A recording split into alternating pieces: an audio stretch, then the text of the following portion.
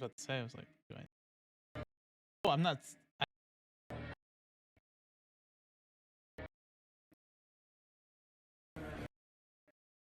Because I'm so used to it just being there. Because now I'm like on a new account. Mm-hmm. There you go. I'll let you do the introduction. Wait, what just happened?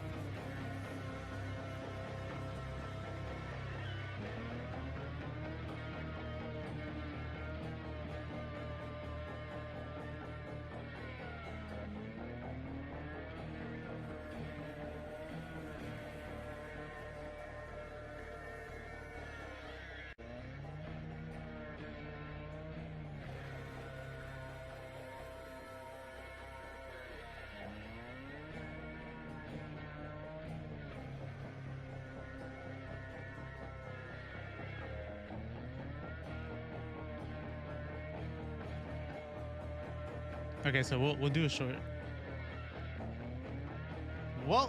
Welcome everybody. We are here live. Sorry for the slight technical difficulties there. It's our first time. You know, we're here. We have Entities Arena. We have our first 2 games coming up. My name's Intimidator. If you guys don't know, I play in a comp team. I cast some stuff. I try to be everywhere when I can. And I got invited here, and it's gonna be a good time, especially with someone who's right here next to me. He wants to introduce himself as well. His handsome self. Look at him over there, smiling. He is ready.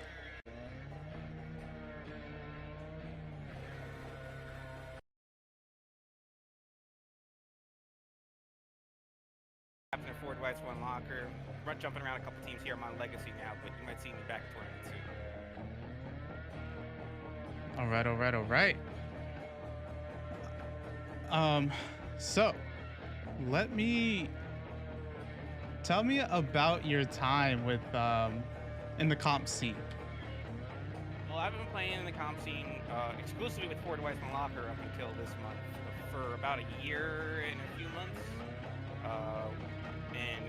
It's been a long road of learning experience, but I love the comp scene. I know people like to joke about it and say, oh, there's RNG and all this and all that, but nothing makes me want to play the game more than getting destroyed by a 4-man or a really strong team.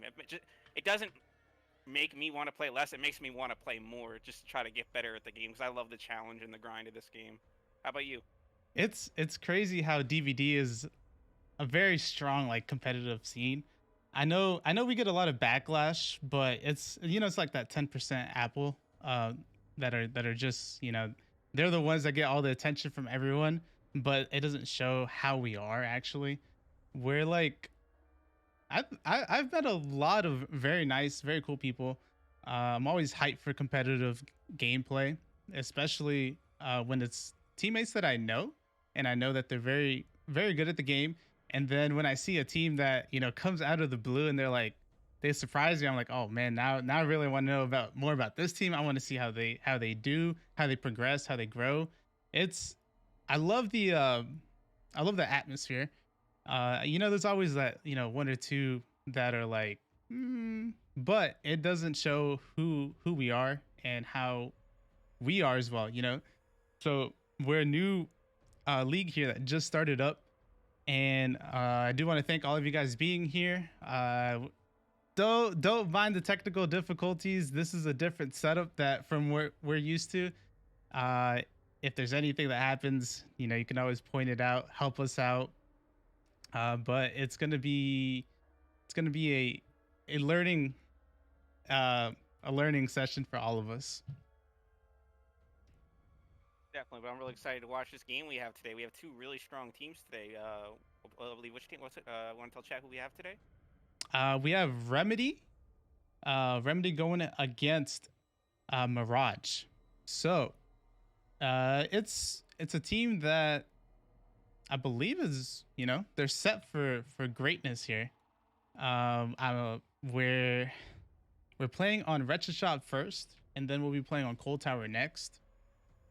We're just setting up the lobby right now and getting everything set up for everyone. Yep, I believe we'll have Team Remedy killing on their home map of Wretched Shop first, if I'm correct. Yes, that's correct. That's correct.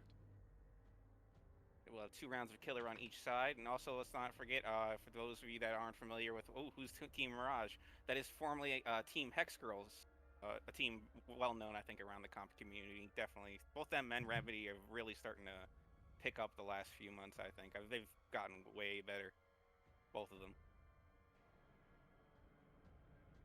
Hold on, just some minor stuff we're doing in the background here.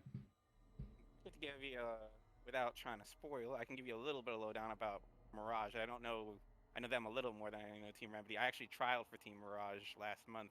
They were really, really nice What? people. They have, they were really, really dope people. I trialed for them, and they were really, really fun to play with. And they definitely have some talented players. How was that process though of doing the trial with them? It was interesting because they were one of the few teams that, if I remember correctly, didn't have me do 1v1s. And that was the thing that drove me nuts when I was trialing for teams, is more than half the teams I trialed for wanted to just do 1v1s for the trial. And I'm looking at my killer pool, which my best killers are Twins, Cenobite, Hag, Wraith.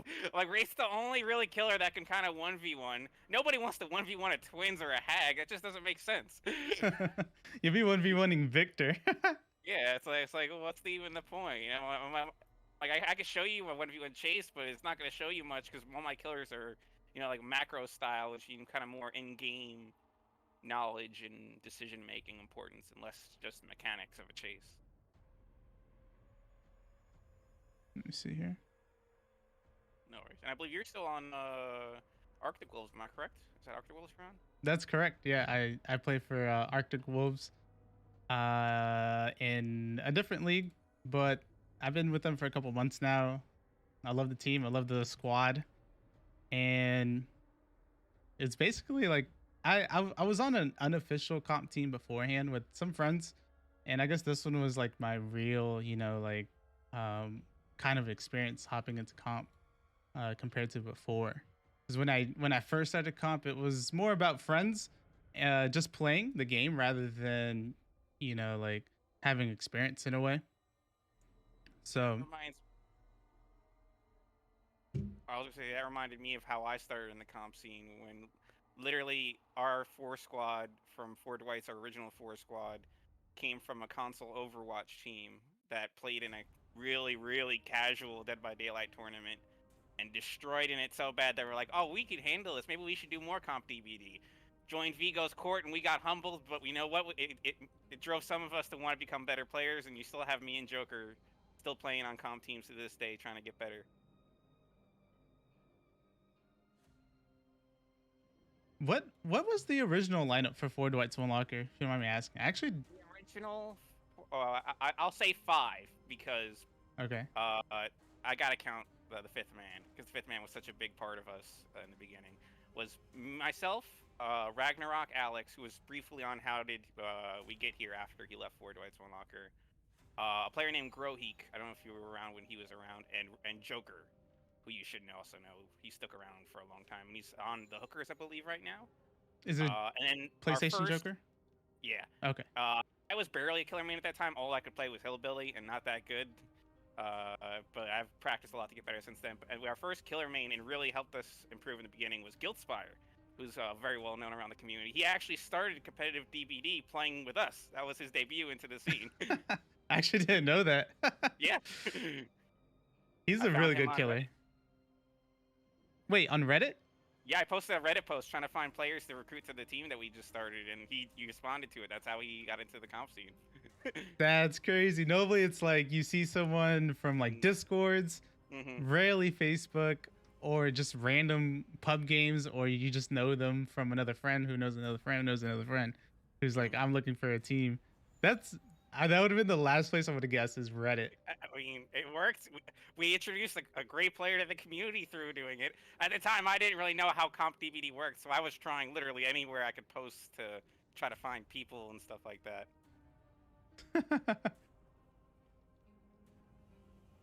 Okay, so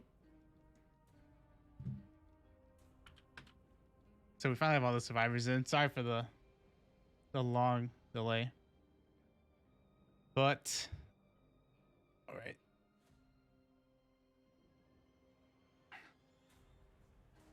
But if you want to welcome everyone that's in chat, let's say hello. We have a lot of first time chatters as it's our first stream. I don't know if you'd recognize any names in there. I know Night Wolf, obviously, of Asphyxia team now, formerly We Overslept, great guy. Jeebs, I know, has hosted many. I think they've hosted some tournaments in the Dead by Daylight scene. I've seen their name around. They're great people. I'm still gonna call you Eridori because I don't know how to pronounce your new name, and I don't want to butcher it. That's from Hex Girls Now Mirage, great player and a great person. Boop Loops, I remember that name. I forget where I know you from, but I know that name. I like the emote. Cookie, our wonderful co-owner of the league, doing a lot of great work for us. Shelby, I've seen your name around. I forget where, but I know you're in the community as well. Thank you. Welcome everybody here to the league. We're gonna have a fun game. We have first Remedy, I believe, killing versus Mirage. It'll be interesting to see. What do you think they're gonna bring out for this up on Wretched Shop? We're playing on Wretched Shop. I feel like Wretched Shop, it could be hit or miss on if you want to play basement or if you want to play, like a very strong killer. You can normally play just about anyone on this map. I know people love playing Spirit. Huntress is not so much comp as much anymore, but it's a decent map for Huntress. As it's pretty open in the center, and with the openness, that's where Huntress can shine. But I have seen some doctors on this map actually, which is interesting because Doctor doesn't have that much mobility, but I feel like his shocks are actually really good on these loops, especially being an Autohaven map. I believe his shocks can do really good in the filler pallets, like where like the pallet spawns in the trucks and the junk, and also in the rocks. I think those pallets, that's where he shines.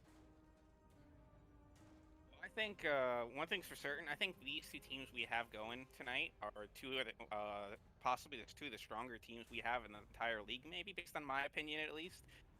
So I would not be surprised, especially on Cold Tower, see maybe some nurses come out or like some strong A to S tier killers being used in this game.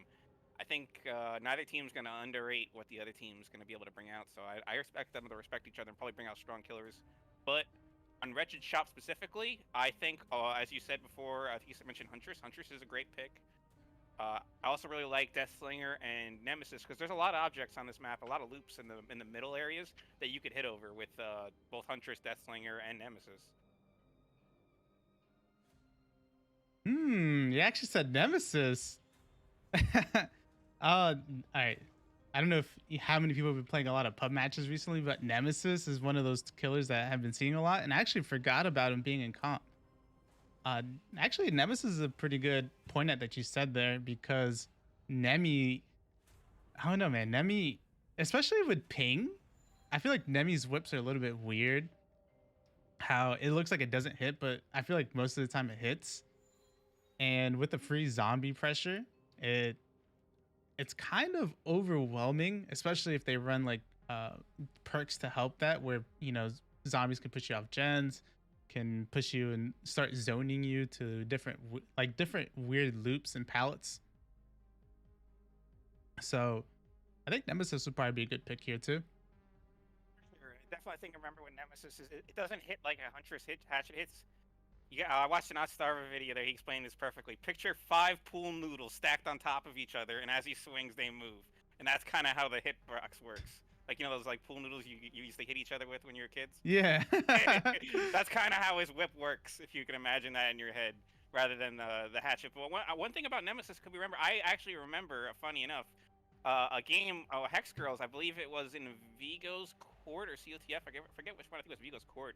Hmm. That they got a zombie got double down two members of Hex Girls in the basement of Temple of Purgation, and that was a really exciting moment. I would not be surprised to see a team trying to bring out, thinking maybe they'd be able to get some speed zombies. And you can't underrate those zombies. Those zombies can do a lot of work. Comp Dude, zombies hit different. they definitely hit different. I've seen some double hits where someone like Nemesis hits you with the whip, and then all of a sudden a zombie turns the corner and like just downs you immediately. It's like that was kind of free there, buddy. Because sometimes they have no audio. It's weird. It's like when they spawn, they're so loud. I don't know if you've noticed that. Nemesis has a lot of weird audio bugs. I think they fixed some of them recently, but he has a lot of audio bugs from what I remember. But you can always still hear those huge footsteps. Yeah, it's like boom, boom. Mhm. I mean, he's got that new one where like every time you whip, it's like like a whole map wide sound notification. I can only imagine. I remember the worst sound bug in this game I ever had was, and no one was talking about it for a little bit, and it was the most annoying thing was every time you would swap back to Charlotte from Victor, you get the noise of a gen popping.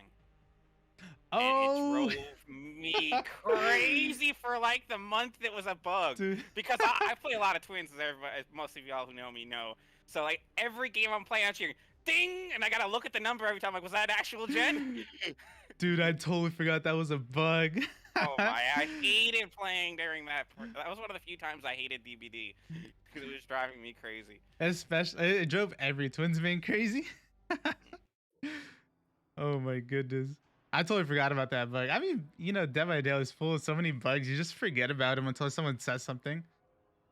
There's lots of bugs that don't even get mentioned. Like there was a brief, I think about a 2-month period that you could leave Victor on top of like a lot of objects and he wouldn't break himself.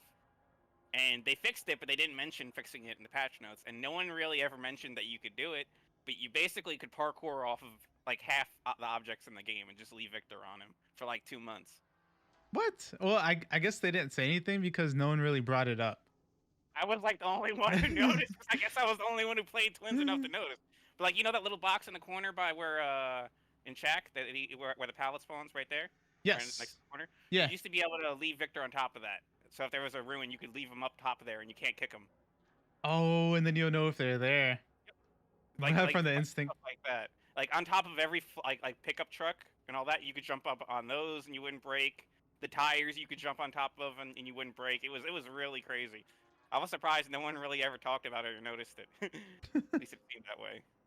I guess because since I didn't see that much like public eye kind of thing, that's why it wasn't really said. I mean, I didn't even know about it.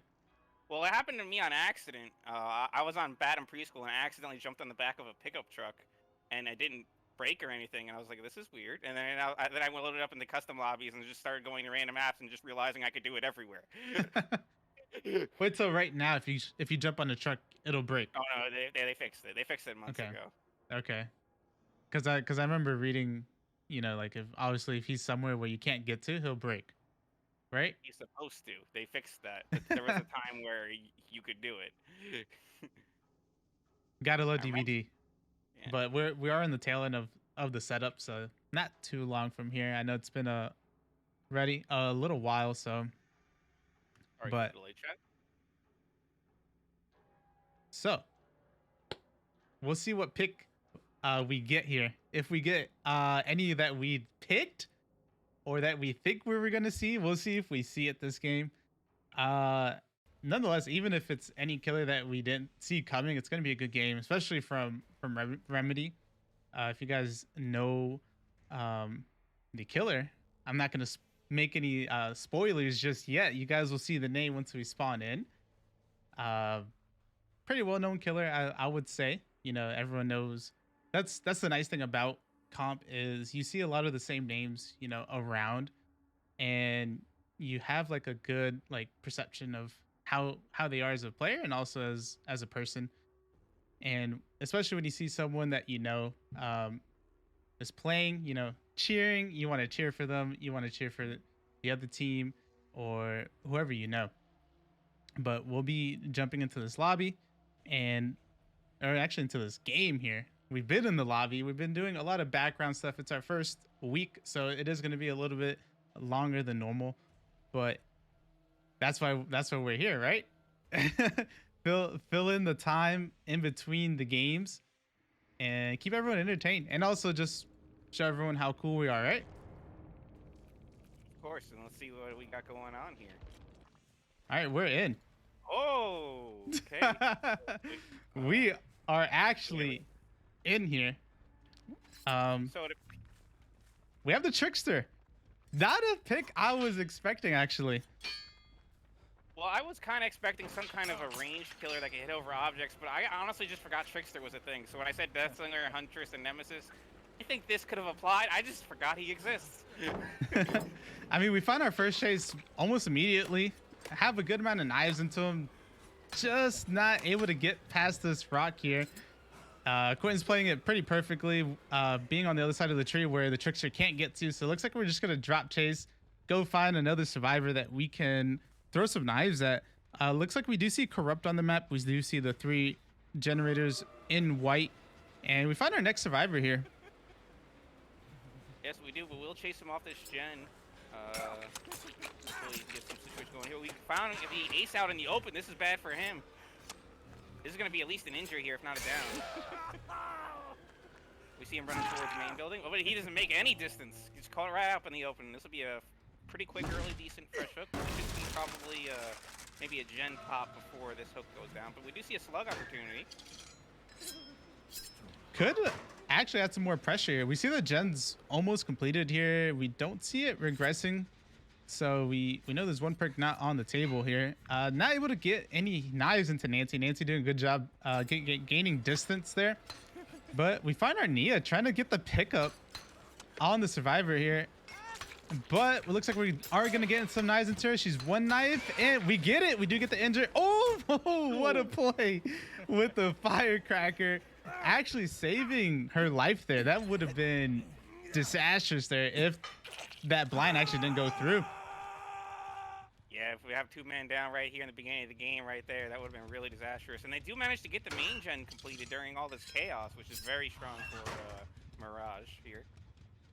They do a good job holding composure, staying on the gen, knowing that their teammate is causing a slight distraction there. And with the generator almost completed, they wanted to make sure it was off the table so that, you know, no other regression on the gen can happen. Especially in the early game, you want to make sure you get a generator done, which they do. And we find our next survivor with some knives, throw some knives there on the Nia, but runs behind the cover. Corrupt intervention should be up by now, so we should see some split progress on gen. We do see a gen pop off in the distance here. Be interesting to see the gen spread that these survivors got going right here. Looks like they got it decently spread. Yeah, I don't think there's a good 3 gen anywhere on this map. It looks like they're all pretty spread. And we come back to hook right before second stage, cutting off the Nancy actually. So we do get our second stage onto the first hook, and we're about to get an injured Nancy here out in the open. Very dangerous against the Trickster.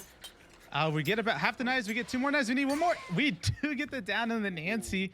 And looks like we're actually going to slug as the Trickster's most likely thinking that someone will be coming in for the save here. And perfectly timed. Yeah, we'll be surprised to see a tunnel out here. We do see a sprint burst, I believe, from the ace, maybe. Ooh, main event. This could be huge. Let's see what happens here. Nia goes down, and ace goes down. 3 survivors all on the ground. This is not good for Mirage. Not a very good position the survivors in, but they are starting to turn it around already. We see Nancy up, but unfortunate that we do get the tunnel out from the A, so it is going to be a 3v1 situation at 3 gens too, very early in the game, I would say. Yeah, right side, this gen spread is at least decent, it seems, for the survivors, so it's going to be a hard fought battle, but it's possible at least. There's no appears to be no harsh 3 gen at least, which is a really disastrous situation when you're down somebody. Yeah, especially this team. This is not a team I would count out early in the game. I know it seems like it's been a back and forth, you know. Oh, we do see a deliverance though. That actually frees up a lot of pressure from the survivors as no one had to go in for that unhook. But we find Did we find a survivor here? No, it sounded like someone was running around, but we get our generator done on the other side of the map here. And we see a white generator in the corner, so we know which generator is the most progress at this time. Yes, we do also know there's a deadlock in play here, so we are knowledge of at least 2 of the killer's perks so far. 2 mystery perks still to be determined, though.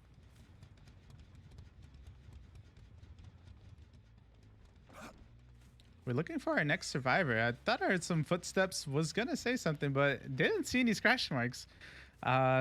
Very sneaky with that generator blocked. Looks like we're just gonna look for another survivor on a gen. We do hear this one having some progress from earlier. This one was at 0 before we left it. We do find somebody this time. It is the Nancy. Pallet here. The survivor's going to be a little bit of a dead zone unless they manage to somehow get some distance. Yep, here we go. It's going to be really bad here. They need to try to get out of this loop once they get injured. There we go. They're going to hold W here. Let's see what they go.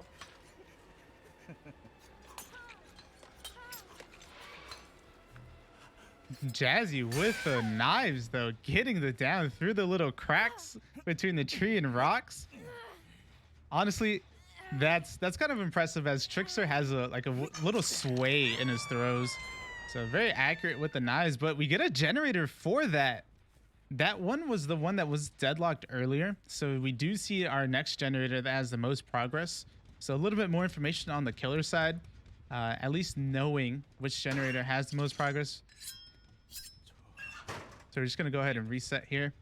And these survivors, we need to really be careful by where this hook is, because this is just a really bad dead zone. If they keep running into that area, they're going to keep going down really quick.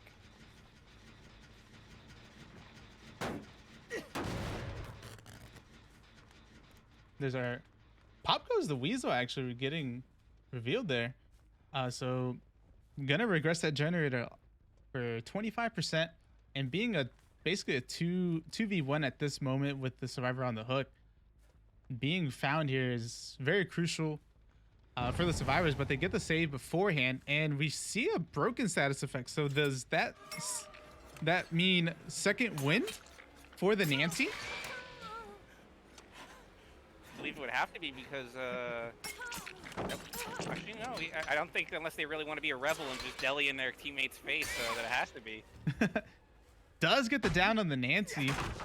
Very good use of the knives there from the Trickster, but we get the last gen done. We are in end game, and we're about to get to our sixth stage of the game. Yeah, and I don't know if you see what I see in the corner of my screen, chat, but that means something to me. Ooh, that means Trickster zooming. We see the scratch marks, but fading very immediately, actually. Looks like they gained a lot of distance. Yeah, smart just to hold W here. And do we see the last survivor on the gate in time for this? Ooh, we do not. Maybe they faked it. That might be on the other gate, maybe. We do find the scratch marks here. A lot of tracking going on here. Whoever the survivor is did a good job just gaining distance, holding W, but we are found at this pallet here. Oh no, we do switch. Wait. This Nia's doing a good job just holding W, but does get down, and we have our power here. Do we get any knives in?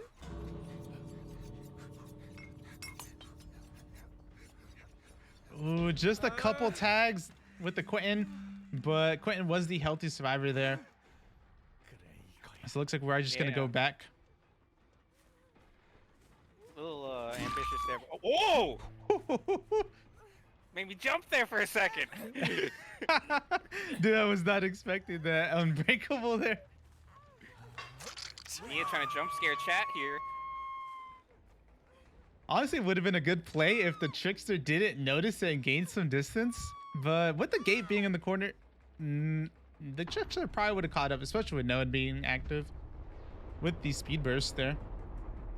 Yeah, that was a very good performance here by Trickster, but also not a performance for survivors that is bad. I'd say both teams did okay in this game. I feel like Still anybody's game for sure. I mean, obviously we have 3 games left to go, so it could go either way regardless, even if it was a blowout in the first one. But it was definitely a close first game.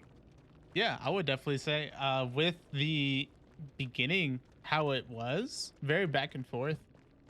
The survivors did a good job actually coming back from that that beginning where we did have the ace getting tunneled out.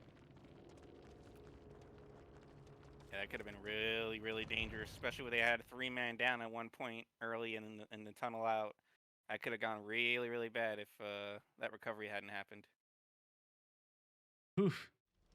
But that's the beautiful thing of comp DVD is where on either side, the survivors or the killer, they stay in the game, you know, level-headed, making sure they know what they need to do, and they do it. You know, we saw it was a 3v1 at what, 3 gens, right? And we do get a 2 out. I know it's a trickster, which is on the lower end of the tier, but a a 3v1 situation is still a 3v1 situation. Does not matter what kind of killer it is. So we will start getting the next lobby set up for you guys. Let me see here. Definitely a good performance for a trickster as well. It's not exactly an S tier killer, but not also a D tier low end killer. So a 2K with a really good amount of hooks is right around what you're looking to at least get. You know, if you get like a 2K with a decent amount of hooks, that's a pretty good score for a trickster game. That's true. I mean, and with our lovely referee, we do have the scores underneath our cameras. You'll see Mirage has 14 points, and then Remedy has 18. And the wonderful ref actually has these points live. As you guys saw during the game, they were going up as the events were happening, as the scores were scored. And it's actually a pretty cool thing that we have here. Yeah, I gotta appreciate the ref. Thank you very much for keeping tally of all the numbers and math, because I can't do math. So, as you know, as my teammates have known, I can't count properly to borrowed time range. I mess that up almost every time. So, appreciate somebody's here to do the math. That isn't me. I think all of us don't like math. No. I used to love math back in school, but now it's like, we have calculators, we have our phones, we have like everything. Yeah, I was more of a history guy myself. History? Yeah, history. I like U.S. history.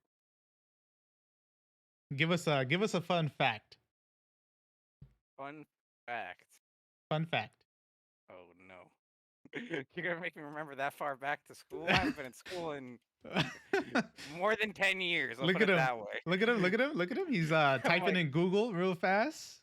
My hands are on the ground. They're not on my keyboard. My keyboard's here. You would see me reaching. I'm trying to think of anything I can remember at all that was remotely interesting. And I can't.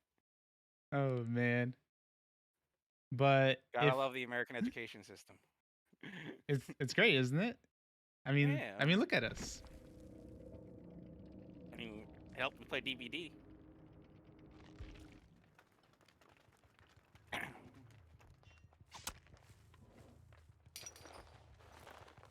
We will be seeing now, I believe, Mirage killing on the new map. Wretched Shop this time. Again, Yes. Still. Yes, we'll have so now they swap. So we'll see what kind of killer they bring out. If I mean, we saw the oh my goodness, guys. Okay. Heck, doesn't get to see what we see.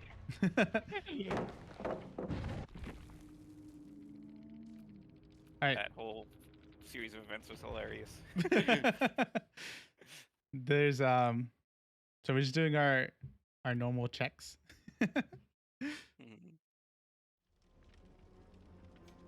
But it'll be interesting to see what Mirage decides to answer back with.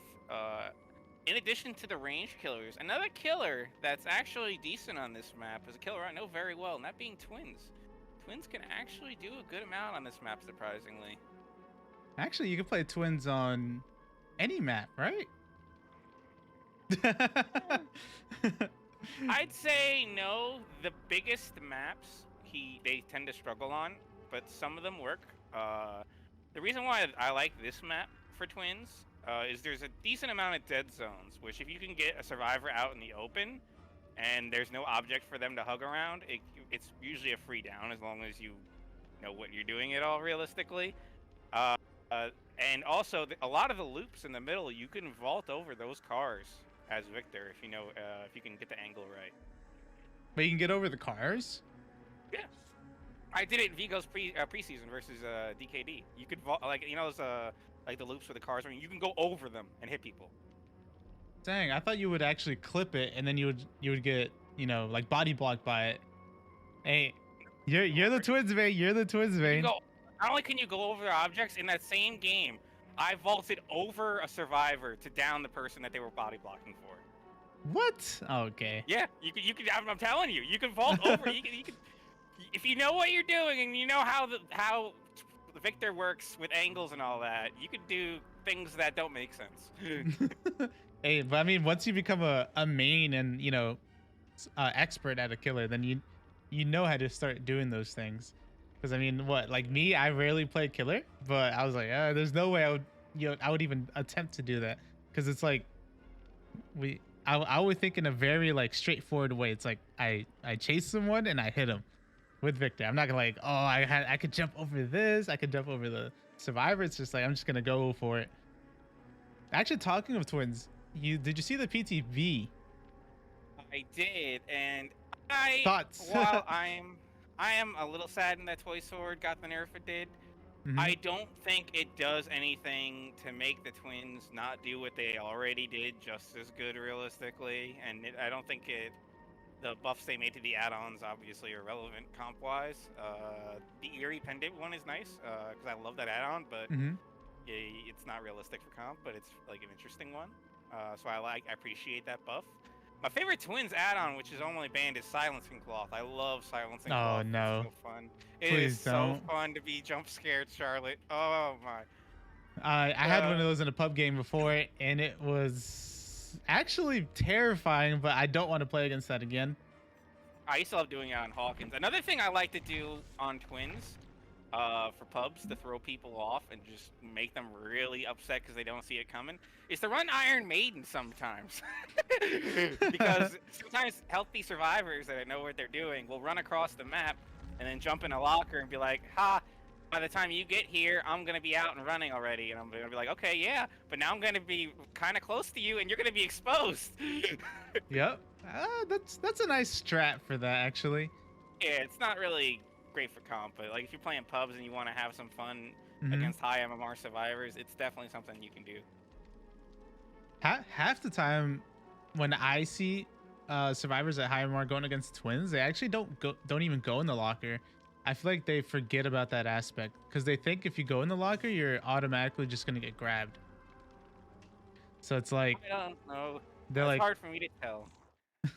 I mean, you play it more than I do. So like, all I do is play Survivor. So I'm one of those boring players. I play killer once in a while just to do challenges or dailies, or if I need some blood points. That's about it.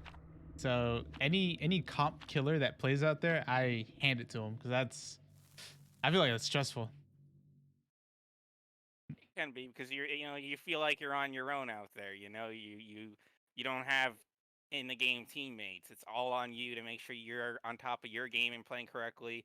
Whereas a survivor, obviously mistakes still hurt, but mistakes can be alleviated by the performances of your teammates sometimes. But when you're a killer, there's only one of you. Unless you're playing twins, there's only one of you. It's still only you controlling it though.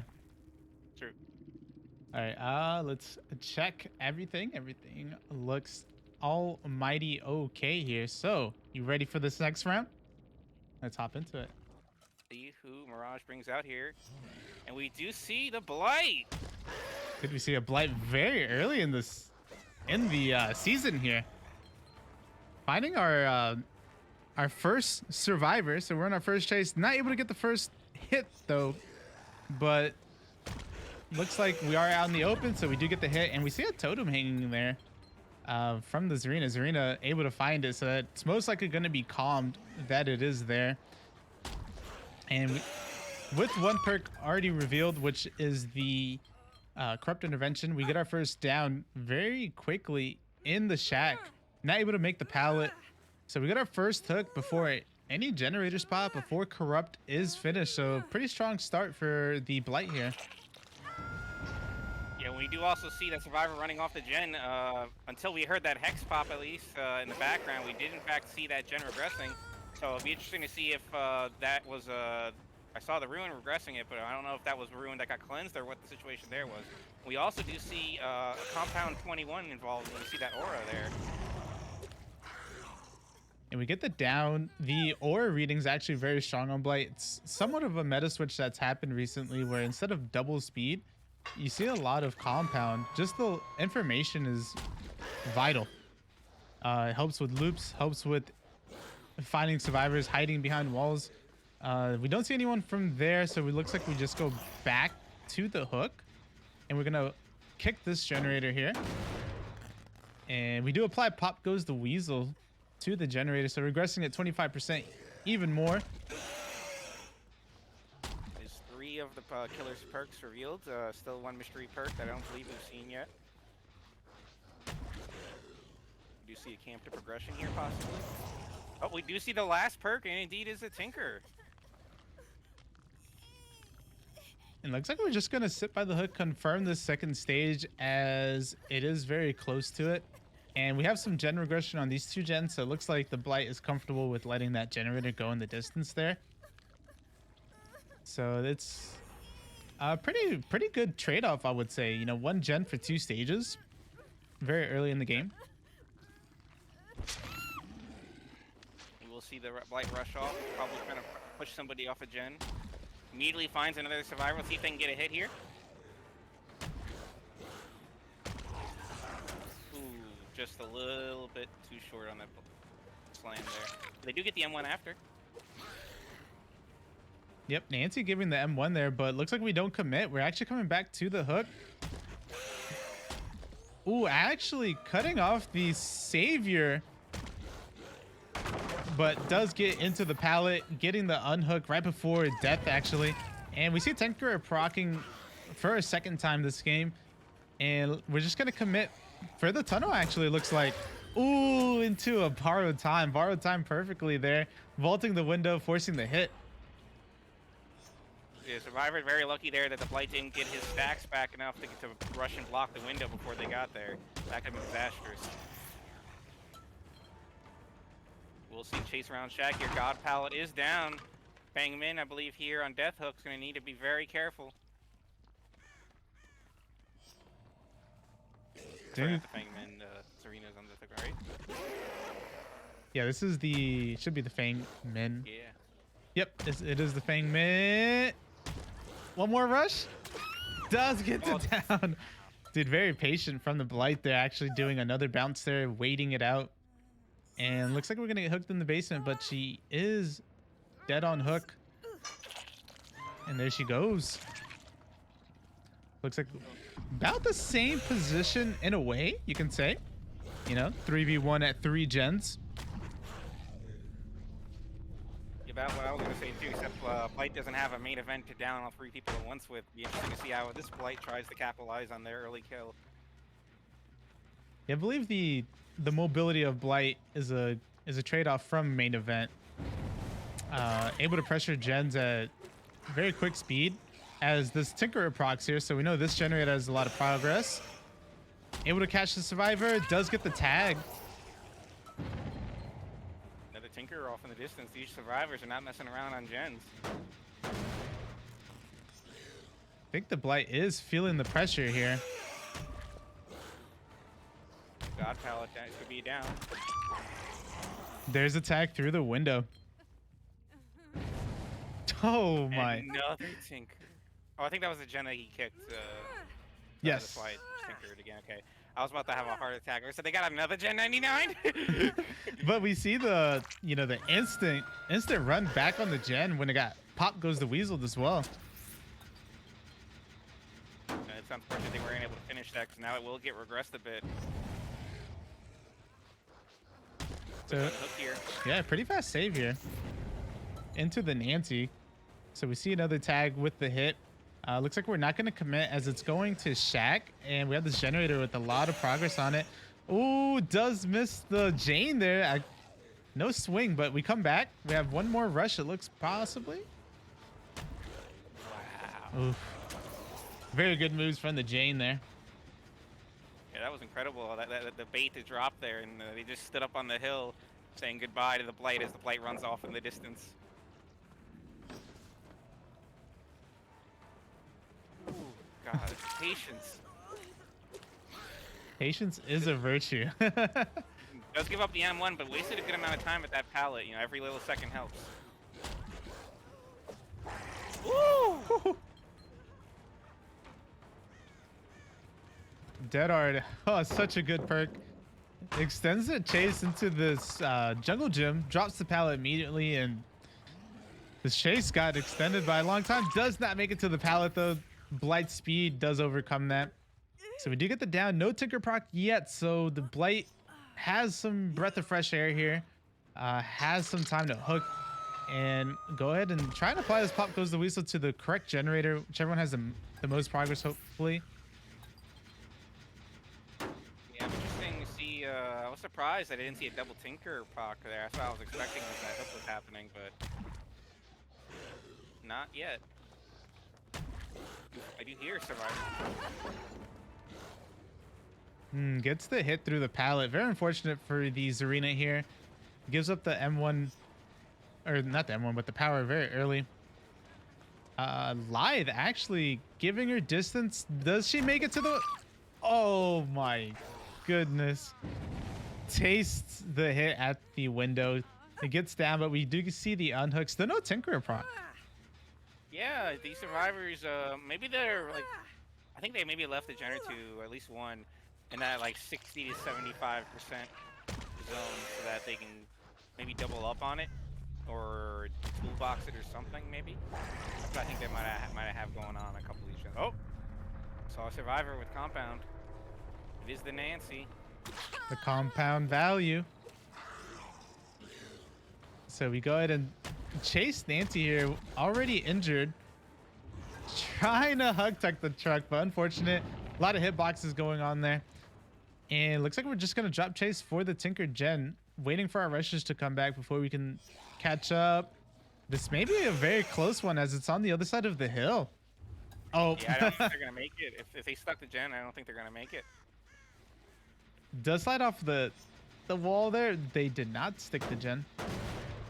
Oh, actually, that looked like it was at 70%. Looks like as soon as it was Tinker, they immediately left. Another one called DJ Khaled.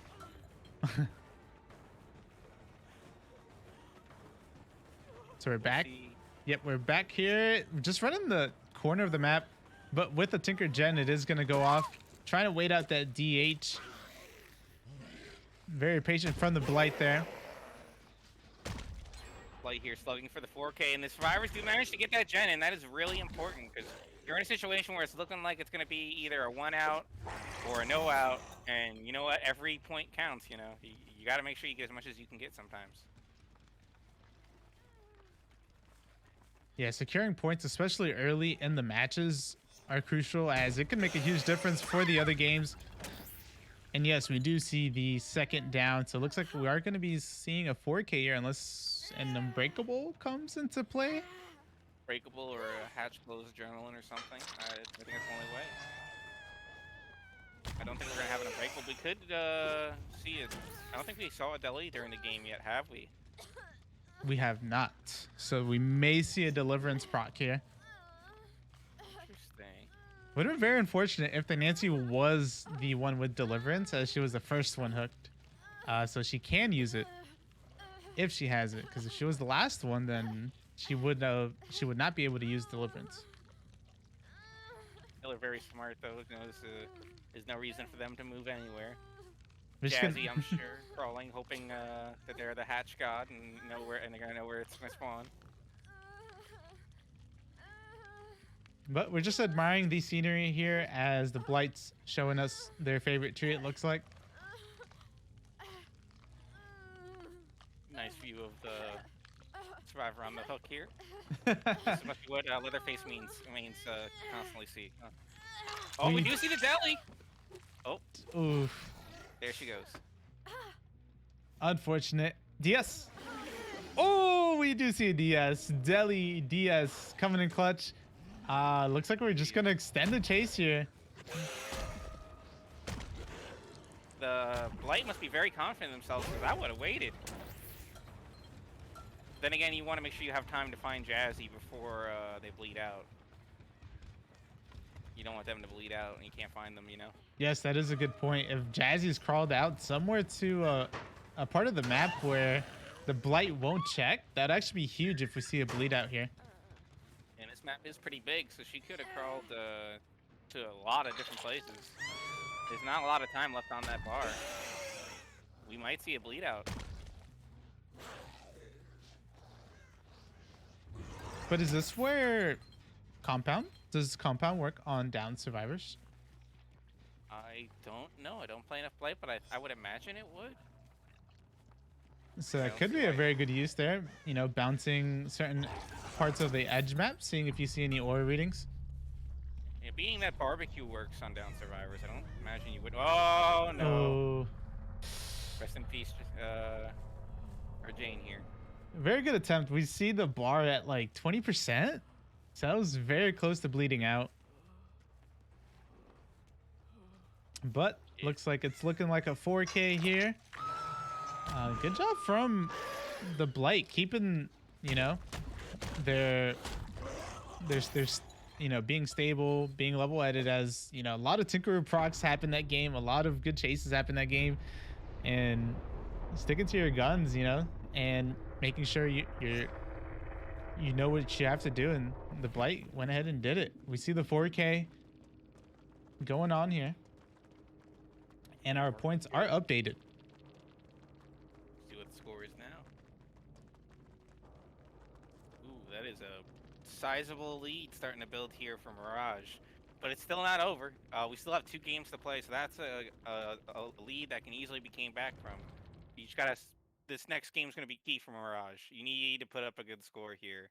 You need to get a 3 out, I think, to put your team in a chance success. You really need a 3 out with not a ton of hooks, I think, in this next one. Yes, we're gonna need a big play here from Remedy. But with their survivor play, we'll see if they can open up for that last game as well, because we saw it was a trickster against a Blight, so not necessarily the, I guess you could say, you know, the killer for killer kind of thing. So their survivor here is gonna have to put up some points and try and negate a lot of points from the killer. And if you want to tell us what map we're going on next, we actually aren't playing on Wretched Shop. Nope, we are going now to Coal Tower. Quote unquote, voted most balanced map by the comp community the last 3 years, I believe, or something like that. Yep. At least it feels that way. I mean, I feel like Cold Tower is just like home, you know? It's like you don't, like, I feel like every time I spawned in that map, especially in a pub game, it's like when it's random too, it's like, oh man, it feels like home. It's like, I just love it here. Yeah, and the good thing about Coal Tower is a lot of killers, you realistically could play anything on Coal Tower. I don't think there's a single killer that struggles on Coal Tower. At least not the one I could think of off the top of my head. I think, I mean, other than your, you know, lower tier killers, as, you know, they just get looped as an M1 killer, they could still amount pressure as the map is somewhat small.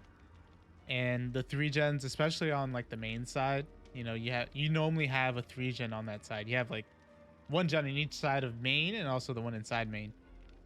But with main being a balanced landing playground, it becomes difficult. You know, like you have to get really good RNG. You know, have like really bad dead zones on both corners, and you just work it from there. to be fair, I've almost never not seen a good 3-gen on Cold Tower. The map is so like the way it's laid out, that you gotta have at least one decent 3-gen. I feel like I don't think I've ever seen like a really good gen spread on this map. There's always at least a 3, often even a 4-gen on this map. I've had quite a many games where a certain killer that I think is underrated, but also for good reason, is actually playable on this map specifically, and that is Hag. I think Hag, if you play the right build, if you know what you're doing, can actually do some work on this map, which is rare for that killer, because that killer struggles in the comp community very often, but I think this could be one maybe where we might see it. You never know. Yeah, Hag does get bullied, especially when there's a flashlight on the team. And if the team splits up in twos, you know, two people working gens, one person's getting chased, and the last survivor is popping all the traps, especially with the flashlight, or even without a flashlight, you can just pop the traps, you know, manually. And you sort of negate her power because Hag is a very slow killer. You can't really chase with her.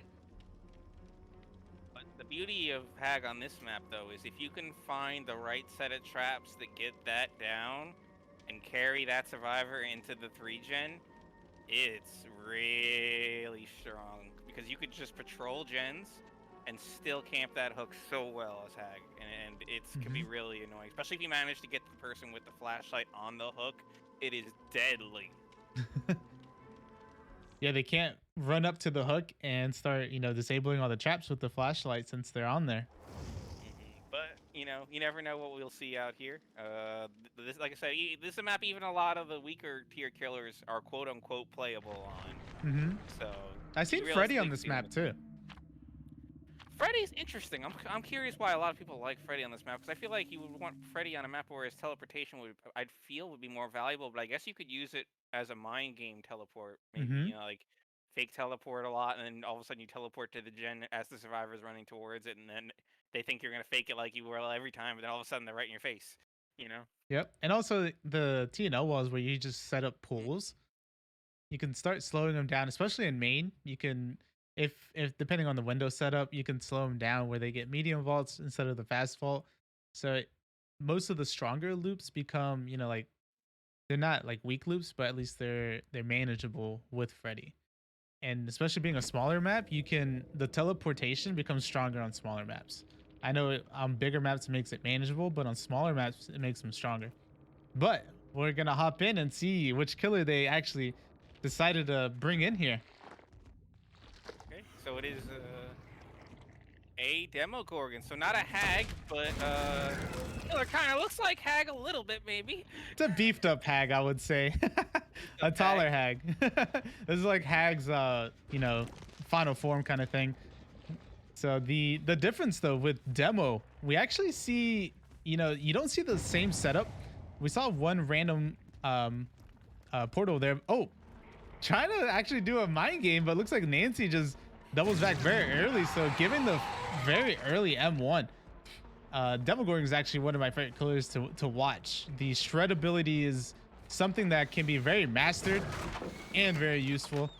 Shack Pallet going down. Nancy trying to extend the chase. Oh, but here's the shred as we're talking. The shred is very huge. She couldn't drop the pallet, so doesn't get the pallet stun. And we got our first down very early with Demogorgon. Performance so far. We do see Corrupt in play so far. No regression, so no ruin. Oh, but it appears that was a pop, so now we know two of their perks. Be interesting to see how the survivor does it. And I don't know if you saw what I saw, chat, but I'm seeing auras. Oh my goodness. The shreds, man. I'm telling you, this is why I love demo. The shreds are insane. Ian here, I guess I would say, correct me if I'm wrong, Ian doing a good job using the shred ability at these pallets, getting the hits. And it looks like we're gonna start chasing main, and we find our next pallet at the seawall, insta drops it, insta breaks it, and the shred actually cuts down a lot of distance from the survivor here, breaking it very quickly. Very smart here to not go for that window, as if the survivor ran there, the demo would have probably climbed up the hill and got a nice tasty vault off that. Thing to know about Demogorgon is that I love is, much like Victor, when they vault off of high objects, they go really, really far. Yes, yes, I have seen. I've seen some very funny demo videos. But good mind game moonwalk from the Demogorgon, able to get the hit onto Jazzy here. The Jane Miss Thickums running, trying to make it to the pallet, does get it. Yeah, these survivors pre-dropping a lot of pallets, which is both a great and bad thing for them, because you can see these gens are actually going, so that they're able to get some gens for it, but they're gonna have to be careful. They're gonna have to make sure they don't give up a lot of hook states, because if they give out a good amount of hook states before these gens get finished, there's gonna be no pallets in the game. Oh, and we see a rushed bounce there, unfortunately, by the demo. Oh, again, unfortunate. Very unfortunate. What those are the one of the things the behavior decides to change, sort of like they did with Plague and Leatherface, where the charge up timer happens, where it should always happen. But a lot of survivors in one area. Nancy actually taking some aggro here, gets downed and gonna get picked up. And we do have a hook very close by.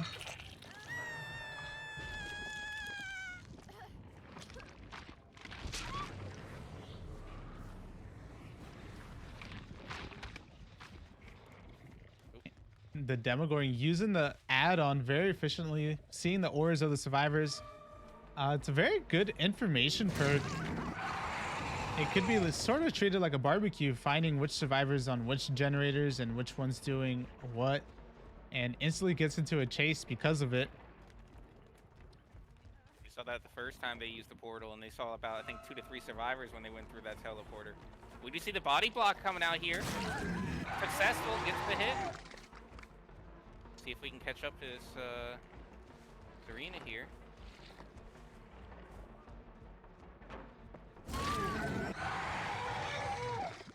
Very good mind game. It was sort of a 50-50, especially with Demogorgon.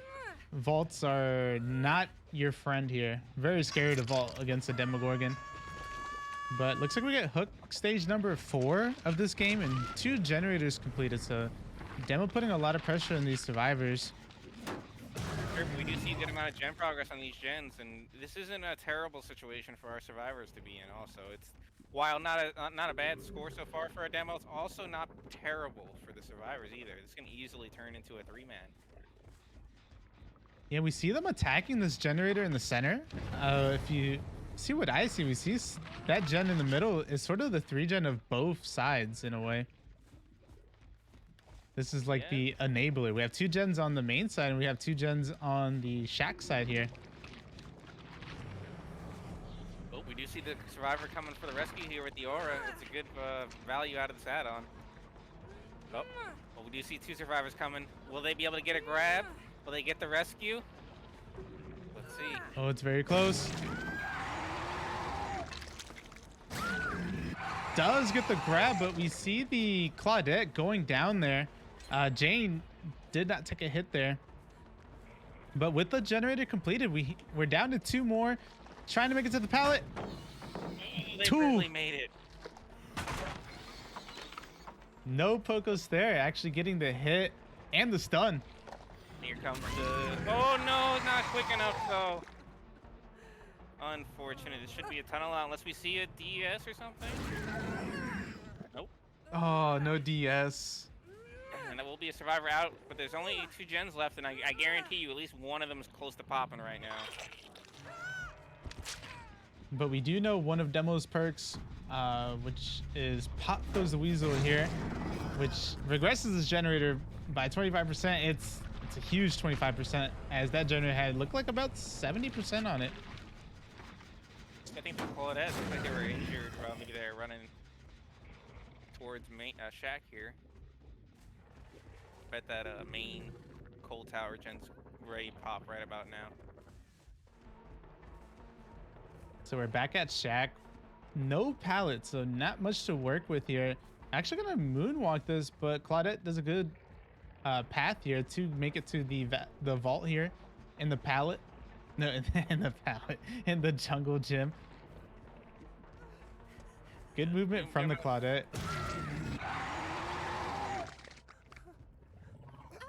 So we see our down. They Ooh, wasted a good amount of time there with that chase, and as you do see, they have that one gen done in a skill check. They were working on that coal tower one right now as well. I wonder how crucial that missed skill check. Oh no, they do get the generator completed. So we're actually at end game now. You can see the haste status effect in the corner of the screen, chat. Uh-oh. Uh-oh. Nancy's running. Oh, balance landing. This is where balance comes in clutch. Makes it to a pallet. Able to stay up.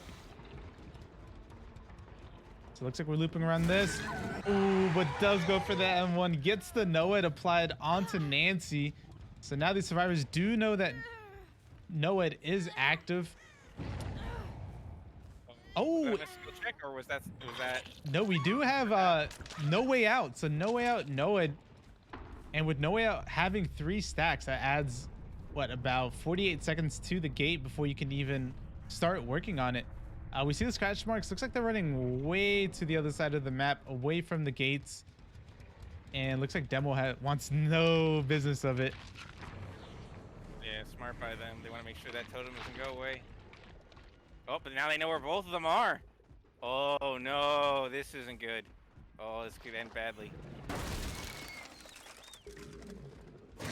Oh, My, that Claudette was brave. I gotta salute that Claudette for their bravery. They're like, I'm gonna just crouch here, and he's not gonna know. They're not gonna know. How could they know? that's kind of insane. The add-on's insane. A lot of information, especially in endgame with NOED. Able to find who you want to go for, especially if they're stealthing. Looks like Jane pre-drops the pallet. Ooh, do we get a mind game? Ooh, very good stuff from the Jane. But the Demo goes ahead and breaks the pallet. NOED has expired, and we don't see the Claudette up yet, so possibly no unbreakable. So gonna get down here. We're gonna see it most likely a 4K. We'll see what happens once these survivors get hooked. Yeah, unless we see some kind of play that we weren't expecting, it should be a 4K at this point. Plenty of time to find the other survivor on a small map like this. I don't think there's any way they don't find Sharma, unless a hatch play happens. But we do have our add-on, which I believe may show ores. Oh. So I think finding slugs is a lot easier. Yeah. I didn't even consider that. Yeah, I know, it's so good. I never even considered running it.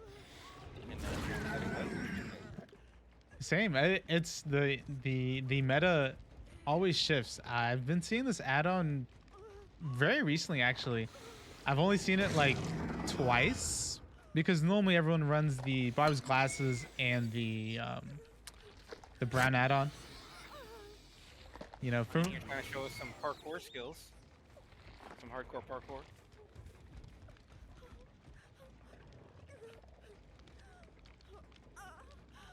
and we do see. Nope. Second now. There we go. Nope. Looks like Jazzy does go into second, and we're gonna use our aura reading here. And yep, Uh-oh. the aura reading does read the survivor, even though they're on the ground. So we find our last survivor, and looks like it's gonna be a 4K.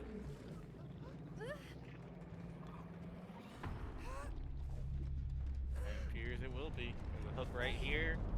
Great performance out of your killer. I believe Iron was killing in both rounds, right? That's the same killer for the Blight game, right? Yep. Killer. Very, very good performance today for their team. Yeah, very strong demo. Yeah. Yeah, the survivors did not too bad in the first round, but this killer definitely took what the survivors put them into that winnable situation, and now the killer just ran with it and is like, I'm gonna add on to it. Now I don't know. We'll have to see the score. Is that the final score tallied up, or are we still doing math? I believe that is the score right now, as the score is updated live. Yeah, so that is a difference of, okay, you know me in math, like I said. About 38 points. Yeah, I don't think that's, possible to come back from. Well, we will see what our refs will say. Yeah, Obviously, I think we play out the last one regardless, for killer usage and things like that, and Most just for likely, yes. experience and to entertain chat. But I don't. I think this game, for scorekeeping reasons, is over. I believe. I don't think you can come back from that big of a score in this league based on the score. Um, but if you could, it's definitely going to be like needing a crazy amount of It'd have, points. it would have to be like a 4K at 5 gens. Yeah, that's the I don't only even way. know if that would I be don't think enough. that does it. I don't think that does it. I don't even think that does it. We would have to add up the points. Because I think the most amount of points you can get on Survivor, I think it's 20. If I'm not correct. Let me double check that. Well, they would be playing killer. Oh, they're playing killer, yeah. You're right. So the most they could do is 30 points. So yeah. Yep. But we are gonna go ahead and play it though. It was passed along that we're gonna go ahead and play the last game, but the point difference is there where they cannot come back. But we're gonna go ahead and play it. It's probably for killer usage, as you were saying, as you know, there are limitations to killers. So if you can't win, then it's like, you know, you can't just, you know, not use a killer kind of thing. So we're gonna go ahead and play it, and once we get the lobby set up, then we'll hop in there. Yeah, I hope to see maybe a fun killer here that's not normally used in comp, since you can't win. You don't want to use anything too strong, obviously, that you might want to use down the road. Maybe So maybe we'll see a strong Evan. Strong Evan. A strong Michael, Evan. Strong Michael? Yeah. Like, this is one of the few maps that Michael could be played on, because this map is so small that holding W can only do you so much. yeah. And you know the interesting thing is that game we saw a lot of pallets go down, right? Oh yeah. But with all the pallets down, I feel like their chases were still decently long, even with so many pallets gone on the map. I think every single pallet was used.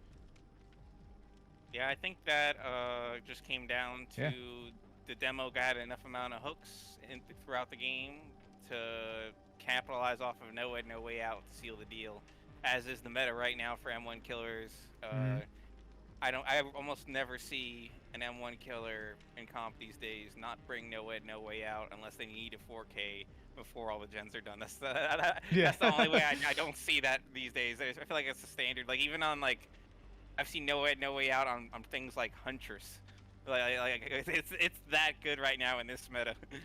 Yeah, like no way out is sort of like the ruin undying kind of thing, where it's a universal setup that any killer can actually really use, even your strong killers, even your weaker killers. You know, like the setup is like corrupt, no way out, and then the fourth perk can be literally whatever you want. It could be Pop Goes the Weasel, it could be ruin, it could be bamboozle, it could be literally whatever. But the three main perks are corrupt, no way out is like a universal kind of build that any killer can use, and we've seen it just about everywhere. Yeah, and that fourth perk's the one that I've seen debated about. That usually changes based on the killer you're playing in the map. Usually it gets flopped between Ruin, Pop, and Deadlock. Deadlock, that's right. Yeah, Deadlock. Those are the three that get picked for that fourth perk usually. Yeah. Depending on the map and the killer you're playing on. Obviously, you're on Cold Tower. You don't want to bring Ruin. That thing ain't gonna last very long at all. No. Everyone, 30 seconds. Everyone's played Cold Tower enough where they know like every totem spawn, like every single totem spawn. Yeah, I think the only way Ruin on Cold Tower is a bring is if you're bringing Hag, because you can camp it kind of good. That's the only way I would ever do it. We could bring Kindred. We also see chat saying they're requesting a Michael. I believe they want Michael as well. Double Eerie Mikey? Yeah, it could be. You never know. Oh man. Is it legal in here? I think it is. Let me double check the rules, but I believe you can bring double Eerie Mikey. Wait, can you? Let me check. Can you bring Tombstone? Always forget that he's listed as a shape. No Tombstone piece, no Judas Tombstone. So you can't Oh, be infinite tier 3 Mori Mikey, but you can be jump scare Mikey. You know, you can go tier 1 Mikey. Maybe try to get a nice grab or something. on that map? Nah. No, if you go on the gens that are in the jungle gyms, that's the only way you could possibly do it. Yeah. Because if you round the corner at the right time, as the survivor's camera is turned to look at the other door, that's when you come around barreling around the corner. You could get it then. But that's the Oh, only way. I've been jump scared grabbed bunches of times. Oh man, especially like one of the ones that you're talking about. You're like, all right, it's beginning of the game, right? You just spawned in, you hop on a gen what's right in front of you in the jungle gym. You're just working on it. You're like, who's the killer? Who's the killer? You're like looking around.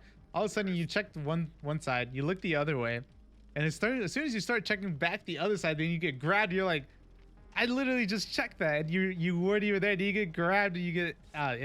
It's actually hilarious. Like it's so funny. Like Ghostface and Myers are probably one of the like, and I guess Pig too, in a way, depending if they play pretty stealthy, especially in the beginning, is probably like what keeps this game kind of horror, kind of you're scared, or that's the one thing that can actually scare just about anyone,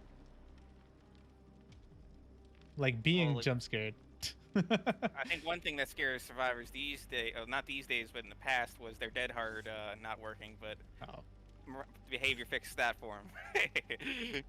Nah, that wasn't even scared. That was like, nah, that, no. I mean, Scared of being exhausted on the ground. it was one of the most annoying things, yes. I mean, it's nice that they fixed it and they're starting to fix some stuff. I mean, I know part of the PTV as well, they said that they're actually fixing that validation where you won't see the blood spatter and stuff. That is a fix I've been really wanting, especially for the dead hard, because I can't tell you how infuriating it is. I get it on pallets and normal M1s. It doesn't bother me because I noticed that I didn't down them easily. But Yeah. when it drives me crazy is when I'm in Victor and playing twins and I think I downed somebody and I start running away and then I look on the corner of my screen and I go, wait, turn around, go back. That person's still standing. Yep. The few times I played killer, that's actually happened to me. It's like, all right, it's like, I downed him. I'm gonna slug him. I see someone over here, and then I hit that person. I'm like, they picked that person up already, and I was like, no, I don't think I downed him. And it was like, it's validated.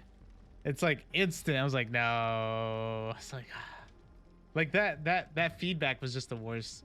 I know a lot of killer players did not enjoy that, and they're still not enjoying it because it's still in the game. But once they fix it, it'll be good, especially for newer players.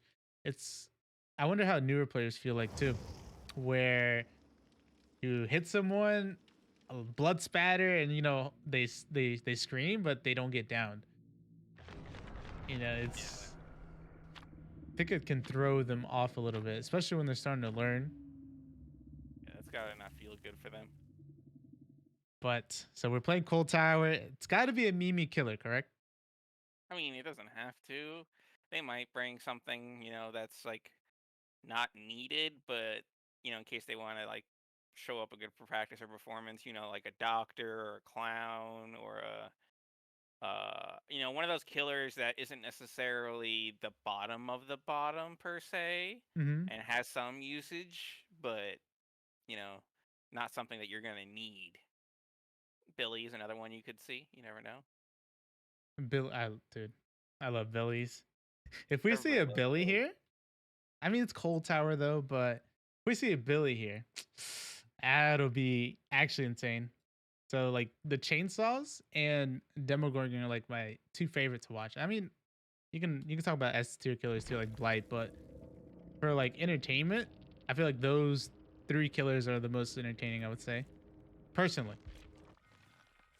To each But their own. we're in, and you're gonna be excited. We have Yeah. everyone's favorite. We've got a Legion. The leg. It's the leg. We have the leg here. We do see one perk shown on the map here, which is Corrupt Intervention. Almost universal. That we don't see a hit. Very interesting play here. There. Yeah, very good job to run out the power in the first attempt here. Oh, and that is why you don't bring hex perks to this map. There goes one of our hex totems out of the map, out of the game. So long goodbye. Just like this God Pallet is, it's gone. So we're going to continue our chase with an injured Nia. So she is injured. Being an M1 killer with not much to work with, we'll see a lot of pallet drops. And oh, nope, does make it to the pallet. Looks like we're gonna, okay. Oh, very, no way that was a play there. The blind, very smart move here by our Nia here, forcing the Legion out of power to waste more time. I mean, why wouldn't you? I usually only see that tech against Wraith when he's trying to kick pallets. I've never seen a Legion tech like that before. That was actually insane of a body block, blocking the pallet and buying a lot of time for the team. Blocking the pallet plus the blind there. Oh, no Pocos for you. A little short here. See some mind games going here. Trying to catch up to this Nancy. Nancy, you might get hit here. They go for the pallet. Oh, no. So it does get hit before the pallet. Gonna instantly drop it either way. Looks like we're trying to mind game which way we're going. And getting stuck on the hook there. But still has enough distance. May possibly make it to... Oh, actually vaults into here. Gonna double vault back as the Legion was kicking the door. We do see our first gen. Actually, our first gen of the game. A good amount of time without a gen popping, surprisingly. Oh, with the pallet breaking, we actually see an add-on reveal there, which is the iridescent one that has that shows your heartbeat for the whole map and breaks pallets when you vault.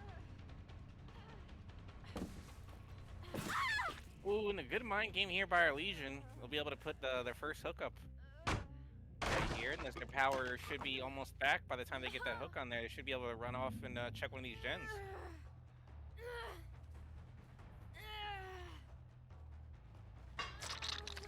So there goes the Nancy. And looks like we have 3 gens on the side of the map. See some faint scratch marks, and we find Nia. Here's Nia here. Nia gonna get hit, revealing the information of more survivors. Oh, we're actually gonna play the unhook. So we get the down. Yep, we do get the down. The cooldown coming in clutch there. Do we have a borrowed time? Looks like very good use of blocking the vault there. Blocking it again. Mind games. Strong Legion. The leg, never skip leg day, Intimidator. Never, man, never. The strong leg. Actually, very good M1, tactics there. So gamers are showing their killer tactics there. You see another gen off in the distance completed. Be interesting to see how this game goes. 2 gens only left. We see a survivor going for the unhook here. They'll probably get it. Be interesting to see how they... Oh, we still have to break this door too.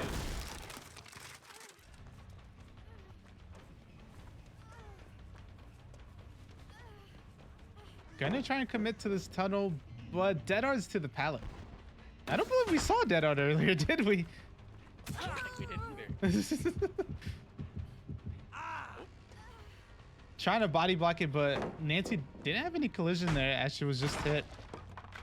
And Nancy knowing very well that the M1 during the power the second time wasn't going to really do anything, so Smart move just to stand there and say, I'm gonna waste your time. I'm gonna make you get out of that power and stun yourself. Oh, we see another injured survivor coming for the body block. You don't see that too often. I'm trying to prolong Nancy's life as she is dead on hook, correct? I believe so, if I remember correctly. Strong mind games by the leg. The leg showing off his mighty leg day strength there. Breaking the pallet. We're going to pick up the Nia, find our hook here in the center. Be a first look here for this Nia. Be interesting to see maybe with those saves. They might have got maybe a deli play coming up. Who knows? Oh, yep. Yep. There. That was pretty quick. There's the knowledge. I see you with the knowledge. So there's deliverance from Nia. But Nancy going down as this pallet was used earlier in the round. So there goes Nancy out of the game. So 3v1 situation again. And with this gen spread, the leg has a workout here. Yeah, they got a decent amount. Is it regen? I think Cold Tower gen's still up. Yeah, that's at the regen over here. This could be really good. Oh no. That gen was just barely not finished enough for him to be able to pop it. Oh, we see a deadlock now. Deadlock in play. 3 of the perks have been revealed, and I assume we should be able to tell you since there's no way you'll ever. Are we allowed to be telling about the 4th perk since technically the survivors now? We see the head shaking from the survivor, or from the killer to the survivor. But with Nodders in the chat. Yep, Nodders in the chat. We see this generator was 99. It looks like their strat there was to deadlock this gen. And oh, they actually wanted to finish it, but the leg. Oh my! No. It wasn't 99.9. It 0.8. It was 99.8. Unfortunate. Gets down, trying to greed the gen. Oh, we get the drop. We actually find our last survivor as well. And looks like we're down to the ace here, but we're gonna come back up and probably hook the Nancy, it looks like. Yeah, I'm gonna hook that knee here. This Legion's flexing on these survivors right now. I mean, the leg, yeah. I must have said leg. I ruined that joke. Oh my goodness. But we find our ace with one more pallet. Looks like we're just gonna insta break it with our add-on. Oh, we actually go ahead and drop chase with ace to, I guess, secure our hook here. No? It'll be interesting to see how this Legion takes it. Strong Legion, looking like they might get a 4K out of this. I mean, these survivors weren't mean either. You could tell they were taking this game seriously. The way they were playing the gens and all that, and the strategy. That's I mean, it's an interesting way to attempt to try to counter deadlock, but it almost worked. So it looks like we still continuing. Ace did a good job here with no pallets to really work with. Oh, no! No shot that happened. No way, Ace. He lost him. He lost him. What a play from the Ace there. Houdini himself couldn't even do that. I was so confused. I was like, does he not know? I was like, is he playing for the stream? Was that a joke? And I was like, wait a minute. No, I think he legitimately didn't know where he went. I know where he went fast. Unfortunately, sometimes in the heat of the moment, you don't notice the little things. Oh man, it may just be a back and forth of friendly players here. It looks like they may know each other. Let me see the head shake, the head nods, and we see the hits on the hook. But looks like we're trying to find our. I guess it was the. Man, I already forgot. It was the Nia. It's been so long. Or the Quentin. Yeah, Quentin. Shouldn't be too hard to find him. You got still about a. Oh, unfortunate. Oh. Wait a minute, chat. It's not over yet. We do see an adrenaline. Let's see what Oh, happens. we see the scratch marks on the wall there, so we do have eyes on the Quentin here any second. Oh, Wait, is he gonna let him have the gate? oh, hello? I think he might let him have it. Maybe boop. Maybe boop this game. Nope, no boops. Ooh, try to trade the toolbox for his life. Looks like we're still contemplating it, but nope. We're gonna pick him up. Taking the points. Very good performance by our leg here. Got a 4K. Very strong. Very strong leg. How does the joke go again? This leg is flexing on these survivors. Yeah. There you go. Looks like he's admiring the toolbox, and that's gonna be a 4K. GG's. Good job by Gamer Sharma here. We see our fun endgame chat. Survivor's always upset when they don't get given hatch. I'm kidding. It's a Survivor rulebook. Come on. I have a rule that unless you really upset me in the middle of the game, which I almost never happens, as long as you didn't literally leave your teammates to die, obviously if it's a comp gamer scrim, this doesn't apply. But in pubs, if I see the hatch as I'm carrying you to the hook, I always give it. I feel like that's a sign from the entity that survivor should live. That's the way I look at it. Okay. I've actually never heard of it that way. It was more like most people decide when to give hatch before they pick them up.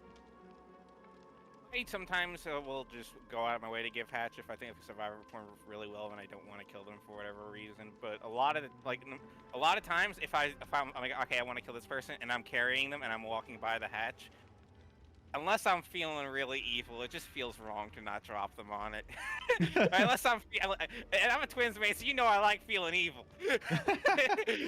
But that's just too much for me sometimes. The hatch being right there in front of them and you don't give it to them, that's just cruel. That's cruel. All right, so I got some exciting news here. You ready for it? I'm ready. I'm listening. All right, so GG's to the teams. Oh, whoops, I have the wrong thing here. Sorry. But we have our score here. We have Mirage with 80, Remedy 66. So GG's to both teams. But we do have someone that is gonna come in and give us an interview. Ooh. Glad we're gonna have an interview for our first game here. Yeah. It's also a very fun game to cast. I can't wait to see who's we got coming out here. We'll see if it's one of the killers, survivor, or captain. We'll see once they join yes. here. This is me. I am not the captain, but I am a survivor. Hello, how's it going? Welcome. Yes, I'm doing well. It was a very fun set of matches. Can you give us an introduction on who you played, if you played in the game? Yes, I played Nancy in the survivor games for Team Mirage.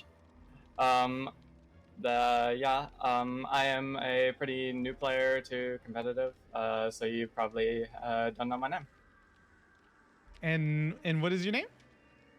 Fruit Shaped. Sorry. Fruit Shape. Well, nice to meet you, Fruit Shape. You played great. Your whole team played great. We saw some moves. So you said you're new to comp. Was this your first streamed game, or? I believe this was the first streamed game. Yes. Well, I'm glad we were the first ones. Yes. Community. It's a wild ride, but you'll have a lot of fun here. Yes, I have already. Nice. So let us know what was going through the VC after the first game you guys played as Survivor. Well, we knew that we were only down 4 points, and we thought that our performance was pretty well against the Trickster. However, we did make a few misplays related to the first hook hitting stage 2, when I think we could have probably gotten the unhook before stage 2. Mm-hmm. And admittedly, there were some strange plays around the end game, and I think we could have possibly gotten the 3 out if we had played it perfectly. But we knew that we were only down 4, and that Wonder was a very solid killer. So we thought that if we gave him Blight on this map, he would do well enough that we would probably enter into our last or our third match with, even or going into a bit of a lead. Okay. So when we saw the first unhook, when we saw the main event happen, what was going through like the VC? What was going on? Was everyone like yelling? Like what like walk us through the main event where we saw the two downed at the hook, and then we saw the one survivor was actually working the generator, which I believe was you. Yeah, well, it was definitely not like the optimal situation with trying to take hits for the other survivor through main event, as this like his cooldown is very low and he can deal hesitates very quickly. Mm-hmm. But like we knew that like we got very good gen progress off of the first thing, as I believe we had 2 gens done at that point, and we knew that I believe Iridori was running this Deliverance and Unbreakable, so we knew that like it wasn't too dire of a situation, even if it was very very bad. Okay, so from our end, it looked like it was like everyone was like scrambling around, but you guys were very calm. You guys knew each other's perks. You guys knew what was gonna happen next. So it's nice seeing the other side of it, and you know what's going through the minds of the players. Yeah, admittedly, I was very calm in all these situations, but because admittedly, I'm usually very calm in most games. However, it certainly did have me a bit on edge. As it's if anything goes wrong with these perk uses around this whole situation, like it can go bad very very fast, even if we do have perks there that are going to probably make it okay. Mm-hmm. Psycho? Yeah, I would agree with that.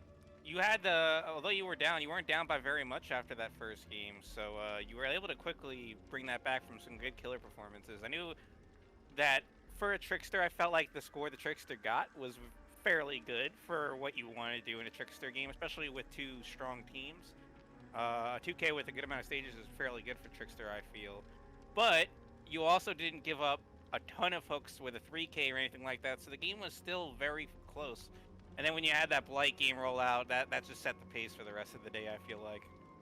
Yeah, the Blight game really did set the pace for the rest of the day. And the Trickster performance was very good, because admittedly, like, Wretch Chop is a very hard map for any killer, as the 3 gens are rather wide, and the main building is hard to deal with, especially as a 1-ton. Yes. Yeah, but before game, we were talking about projectile killers, or Psycho was talking about projectile killers that are very good on this map. And we actually left out Trickster. You said Nemesis, you said Huntress, you said Deathslinger, and we forgot about Trickster. Were you guys surprised on the Trickster pick? I was certainly surprised by the Trickster pick. I had never even considered that we were about to face a Trickster. I was expecting something a bit more traditional, like, perhaps like above a Deathslinger, or something like that, to set a good base for the 4-game set. Yep. Oh, I see where you're coming from. Yeah, but... or maybe a Huntress even. Yeah. So it was a very good performance from both sides, and I'm excited that this was your first stream game, and you did great for your comp, I guess, debut kind of thing. Keep doing what you're doing. You guys look very sturdy. You guys look very organized. I liked what I saw, and then from the other team, they put up a very good fight. It was very back and forth for the most part in the games. The end game is where your killer did a very good job. I think that the only I feel like they might have made some mistake in not calling out the Lepros Lycan add-on that the Demogorgon had, and that made their endgame very challenging. Oh yes. I know you guys are probably watching the gameplay and you saw the Claudette crouched. Yes, that was very funny. Very brave Claudette. That Claudette was so brave. I believe that was Gamer Sharmer who was our Legion in the end game, or in the last game. So yeah. But you have anything else Wander for us? is a very good killer though. Do you have anything else for us? Any personal thoughts? What? I'm excited to play more competitive and to keep on practicing and to play more. It was a very fun game, and I'm very happy to have played in it. It was a pleasure having you here and your team as well. Thank you too as well. I cannot wait to rewatch and see the commentary over it, as I'm sure it was very entertaining. Don't watch our commentary. No, we're horrible. I'm sure you're not. Thank you, thank you. Saika? I think that's just about, you touched about on everything I would have wanted to talk about in that game. Two really strong, solid teams, and up until the third game, I would say it was a fairly back and forth, about even game. Unfortunately, the killer play, or fortunately, depending on which side you were rooting for, that game three, that demo game sealed the deal after that game. But it was definitely a good Mhm. game. I don't think we should underrate what Remedy did today and what they're capable of doing. I think they will be a very strong team in this league going forward, despite a loss in the first week. Just Yep. seems true to me. Yeah, it's just the first week. It's no doesn't really it can set the pace for the season, but from what we've seen, we'll see a lot of good stuff from both teams. So Sure. Another thing to remember is that was the one blight usage that they have for the season. You can only Mhm. use the top three killers, quote unquote top three, blight, nurse, and spirit, once per season, as opposed to every other killer you can use twice. So there will be no more blight. It's not available already. Just like that, after the first week, it's done. Yes, this is true, but we thought that it would be very well used on that map out of all the other maps that we were going to, as our home map is Coal Tower, and we think that there are a lot of other consistent picks that we can pull out on it, so we don't need to keep the blight. I agree with that, especially considering I think out of all the teams we have in this league, that yourselves and Remedy are on the upper echelon of, I think, of the teams we have currently, in my opinion. Yep. Yeah. All right. So that's where we're gonna end it there. And I appreciate you being here, and also giving us the intel on what was going on during the games. So we're excited to see you fruit shaped, and also your team do lots of good stuff this season. And thanks for being here. Yes. I was happy to be here. Enjoy your night, both of you. Thank you, man.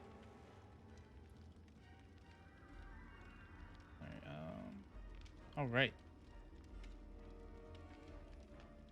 All right. So that will conclude it, Psycho. We'll be all. Do we want to? We have maybe plug our games we got going on for this weekend, maybe, or at least the game going for our next game for tomorrow, I believe. Yes. Just let us know of our next scheduled game. Yep. Our next game, we have one game tomorrow, this Friday. It'll be at 5 p.m. Eastern time for you fellow East Coasters. It will be Team Purge versus the Celestials. So two teams I haven't seen very much of, I believe, unless they're renamed teams. So it'll be interesting to see what they choose to bring out with. Yeah, we have a lot of good teams here, so I think any matchup here is gonna be a good one, which is what I'm excited for. Oh, yeah, So, me too. we'll see you guys 5 p.m. Eastern. We'll see you then. It may not be us, but we have a great team here. You'll see different casters, different teams, and we'll go from there. But I appreciate everyone being here, hanging out, chatting with us, the teams to be here, and all the fans and supporters. So we'll catch you guys next time, and GG's. Good night, chat. Deuces.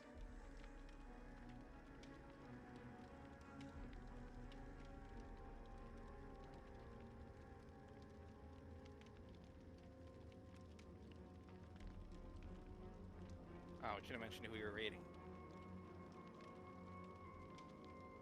So we are rating MC Kraken. So let's go say hello, drop some follows, show some support. Very good friend of the league, and we'll see you guys over there. Goodbye. Hey, don't say LMAO. This is all planned. This is all planned. All right. Oh, is he? Okay, hold on. Oh. Thank you, Edward. Hold on. Wait. Slight delay in the raid. Slight delay in the raid. He ended stream, but he actually is restarting. Okay, Edward. I appreciate the heads up. So I guess before we could slip back into this one right here. I forgot to hop back into this one. We'll say our goodbyes in a sec. Let me cancel this I have to listen to our moderators, correct? But it'll be exciting to see our next games. When do you know the next game you'll be streaming, or no? Are you Game I'm streaming will be this Saturday. I'll be streaming the 9 o'clock game of Death Witch versus the Hookers. So that'll be a really exciting game for sure. All right, sweet. So that means I'll definitely be there because I gotta see my boy do his thing. So we're gonna go right now. Looks like he is back. Thank you. I appreciate it, Joshy. So now we will see you guys later. Go say hello. Go drop a follow.